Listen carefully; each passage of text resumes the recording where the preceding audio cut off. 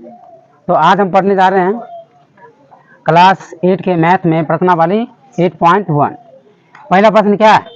सरल अनुपात ज्ञात कीजिए। क्या कह रहा है? सरल अनुपात ज्ञात कीजिए, जिसमें दिया गया है ओ में 14 मीटर का 7 मीटर और 35 सेंटीमीटर से। सर्वप्रथम हम क्या करते हैं, मीटर को सेंटीमीटर में बदलते हैं। ठीक है, यानी यहाँ लिखेंगे 14 मीटर। 14 मीटर बराबर कितना सेंटीमीटर हो जाएगा? मीटर को सेंटीमीटर में बदलने के लिए क्या करते हैं, कोई बताएगा क्या? 100 से उसे गुना करते हैं। क्या करते हैं? 100 से उसे गुना करते हैं। यानी 14 मीटर को ठीक है सेंटीमीटर में लाने के लिए 100 से गुना करते हैं तो कितना हो गया? ये 1400 सेंटीमीटर। हम इसको हम लिख सकते हैं। ठीक है, क्योंकि 100 सेंटीमीटर बराबर कितना होता है? 1 मीटर होता है। ठीक है, इसलिए 14 मीटर में कितना? 1400 सेंटीमीटर हो। इसी प्रकार 7 मीटर, तो 7 मीटर बराबर क्या हो जाएगा? 700 सेंटीमीटर। 7 को हम क्या करेंगे? 100 से गुना करेंगे तो यहाँ कितना हो जाएगा? 700 सेंटीमीटर। और यहाँ इसमें 35 सेंटीमीटर। प्रश्न है 14 मीटर का 7 मीटर 35 सेंटीमीटर से अनुपात ज्ञात करना है। ठीक है, तो हम लिखेंगे इस तरह से, इस प्रकार से। देखो 14 मीटर हम दे सकते हैं। ठीक है, अनुपात 7 मीटर और 35 सेंटीमीटर बराबर क्या हो जाएगा? 1400 अनुपात 700 और ये 35 जुड़ जाएगा इसमें। ठीक है, तो क्या होगा? या 1400 अनुपात 735। ठीक है, ये हो गया सेंटीमीटर। हम क्या करते हैं, अनुपात को हम बट्टा में लिख सकते हैं। 1400 बट्टे 735 सेंटीमीटर। ठीक है, अब देखो यहाँ ये भी सेंटीमीटर है, ये भी सेंटीमीटर। अनुपात ज्ञात करने के लिए कहा जा रहा है। चलो यहाँ सेंटीमीटर काट देते हैं। अब क्या होगा? किससे कटेगा? 5 से काटते हैं, क्योंकि इकाई अंक पर क्या है? 0 और 5 है। 5 से काटते हैं तो ये 7 से काटते हैं।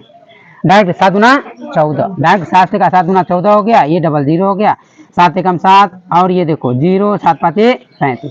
अब यहाँ 0 कैसे आया? हम 7 से इसमें भाग देते हैं तो देखेंगे कि 7 एकम 7, ये 0 आ गया और 2 अंक डायरेक्ट उतर जाता है बिना भाग दिए। इसलिए यहाँ 0 भागफल में 0 रखने के बाद हम 7 को 5 बार पढ़ते हैं तो 7 5 35, इसलिए 105 आता है इसका। फिर हम क्या करते हैं, इसको अब 5 से काट सकते हैं। 500 का 20, 5 0 यहाँ आ जाएगा। 5 दूनी 10, 5 एकम 5। इस प्रकार से क्या आता है? 40 बटा 21 आता। हम लिख सकते हैं 40 अनुपात क्या? 40 अनुपात 21। ठीक है, अब तुम लोग आंसर मिला सकते हो। देखो आंसर में क्या दिया गया है। फिर दूसरा प्रश्न है, वह में दिया गया है 3 रुपया का 80 पैसे से अनुपात क्या है। उसी प्रकार क्या करेंगे? 3 रुपया, यहाँ तो पैसा दिया गया है, पैसा दिया गया तो 3 रुपया को भी क्या करेंगे? पैसा में पहले कन्वर्ट करते हैं। तो 3 रुपया यहाँ हल लिखेंगे। 3 रुपया बराबर कितना हो गया? 300 पैसा हो गया। अब है अनुपात बराबर क्या होगा? तो अनुपात बराबर हो गया 3 रुपया। 3 रुपया का किससे अनुपात करना है? 80 पैसा से। 80 पैसा बराबर क्या हो जाएगा? 300 बटे अनुपात पैसा बराबर हो जाएगा 300 बटे 80। ठीक है, अब इसको काटते हैं। ठीक है, क्या आएगा? यहाँ 2 से काटेंगे 4 आएगा, 2 से काटेंगे तो क्या आएगा? 15। इस प्रकार से 15 अनुपात 4। देखो प्रश्न आंसर मिला 15 अनुपात 4, या तो फिर इसे। ठीक है, सही है। चलो अब उतारो। अब बाकी जो बचा 1 नंबर में 100 और 2। ठीक है, तुम लोग के लिए SW के रूप में रहा, तुम लोग बना के लाओगे और देखोगे। दिक्कत होगा तो पुनः नेक्स्ट टाइम बताएंगे इसमें। ठीक है, अब 2 नंबर पर चलते हैं। 2 नंबर है, निम्नलिखित अनुपातों को प्रतिशत में परिवर्तित कीजिए। क्या बोल रहा है? 2 नंबर में देखो, ध्यान दो, निम्नलिखित अनुपातों को प्रतिशत में बदलना है। क्या करना है? प्रतिशत में बदलना। जैसे कि 3:25 है। 3:25 को कैसे करेंगे? देखो यहाँ पर हल लिखते हैं। ये हो गया 3:25 को हम प्रतिशत में बदलते हैं। कैसे? 100 से गुना कर देंगे। किसी भी अंक को हम किसी भी भिन्न को प्रतिशत में बदलने के लिए उसमें क्या करते हैं? 100 से गुना करते हैं। उसी प्रकार यहाँ 100 से गुना करेंगे तो 25 चौका कितना आ जाएगा? 100, 4 तिया 12, यानी क्या हो गया? ये 12%। अब बाकी बचा 2 और 100, तुम लोग बना लोगे। अब देखो यहाँ पर तीसरा नंबर प्रश्न में क्या कह रहा है? तीसरा नंबर प्रश्न में क्या है? प्रश्न को पढ़ो।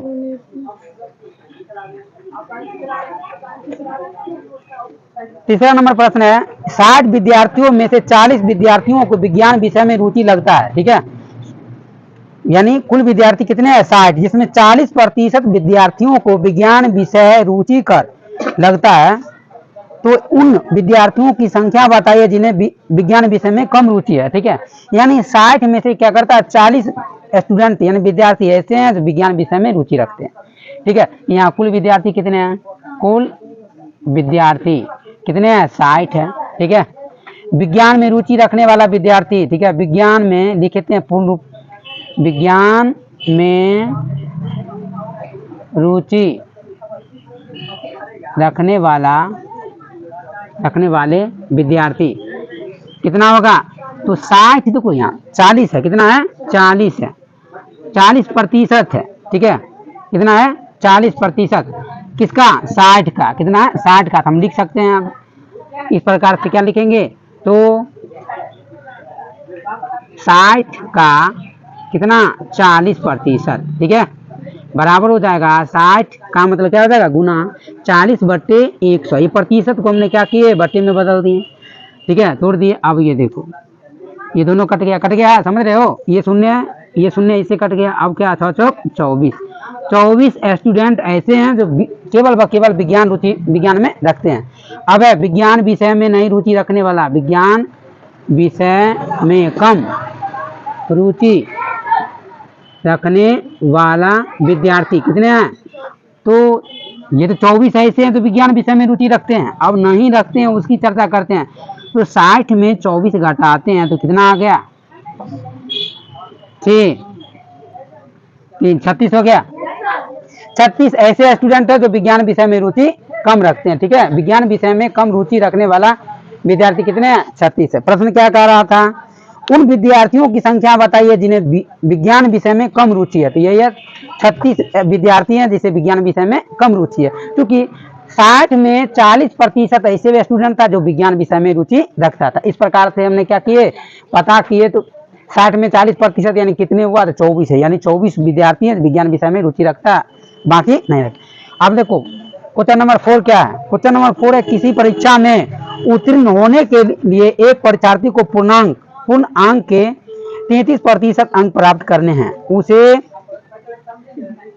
225 अंक मिले जो कि 33% से 6 कम थे, बताइए परीक्षा में पूर्णांक क्या था, यानी कुल कितने पूर्णांक था, ठीक है। ये थोड़ा क्वेश्चन भरा होगा, इसे उतारना चाहो तो उतारो जल्दी।